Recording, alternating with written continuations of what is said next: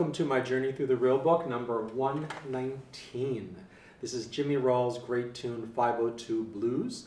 And the famous recording is not by Jimmy Rowles himself. It's by Wayne Shorter on Adam's Apple, which is an album you should definitely check out if you don't know it yet. It's, I think it was 1967, and it's got the original version of Footprints on it and lots of other tunes.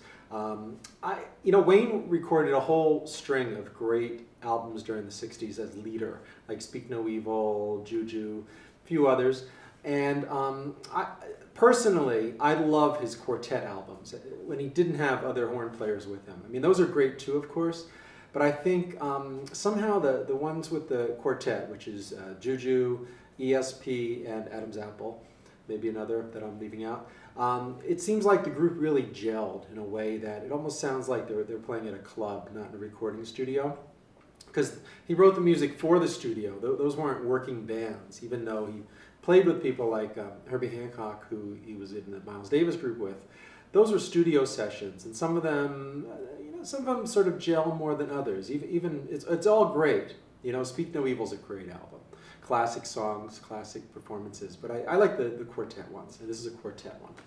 So if you don't know Jimmy Rowles playing too, check him out. Very understated kind of pianist. Apparently he knew every standard ever written, obscure Duke Ellington songs that neither you, probably you, and definitely I have not heard everything Duke Ellington ever wrote, but apparently he could just, heard it a couple times and knew it, things from the 30s that I can't even think of any, tunes that we would never normally come across. He knew everything, apparently.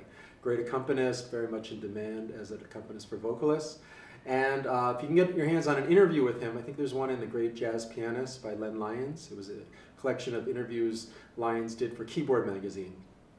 There's a good interview with Jimmy Rowles in there. Check him out. There's also, in Bill Dobbins' book, The Contemporary Jazz Pianist, Volume 4, which I believe you can still get online. Bill Dobbins wrote a piece of music in the style of Jimmy Rowles, which is worth checking out as well. So 502 Blues, it's not a straight ahead what we would call a blues. I think Jimmy Rowles was using the term in the way that Basin Street blues, a lot of times in the early days of jazz they would use the word blues for a bluesy song, or even if the lyric had the word blues in it. They didn't have to be what we would consider 12-bar blues. And that's what this is.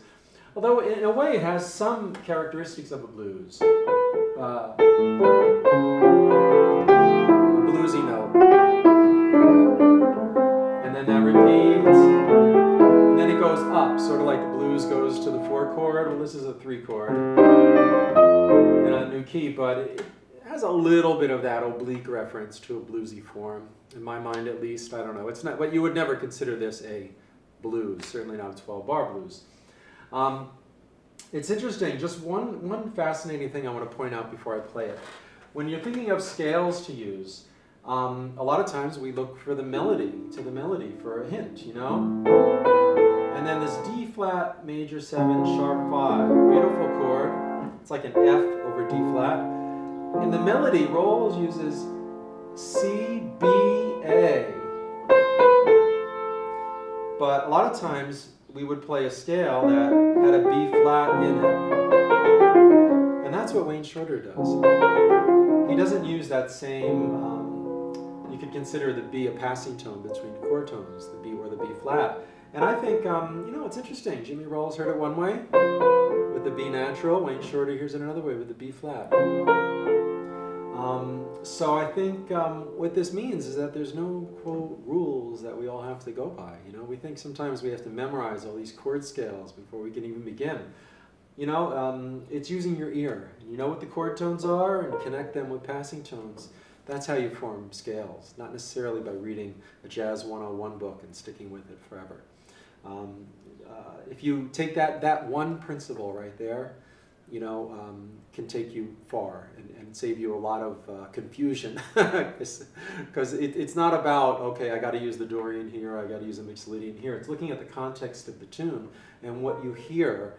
But you know that if you have 4 chord tones and a 7th chord, those are 4 out of your 7 scale tones. You just have to connect them with passing tones by ear.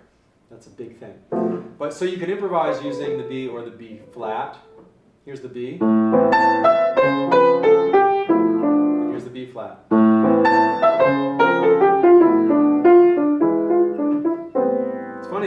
Taylor's choice, the B flat, seems to be more conventional than the original. Kind of unusual for Wayne. Anyway, let's see where we go with this. A beautiful jazz waltz.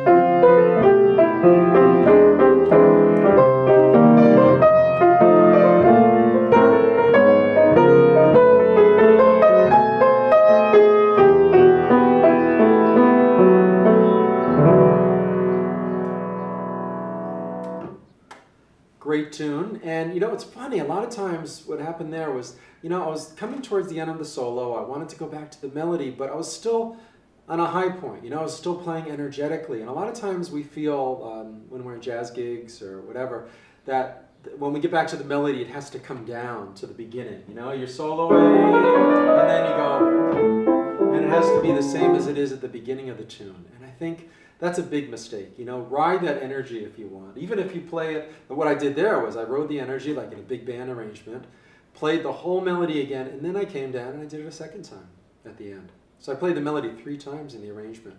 Again, no rules. See what's happening, see where you're coming from, where you're going, and let that decide how you want to make your arrangements. And use your intuition. You know, try things.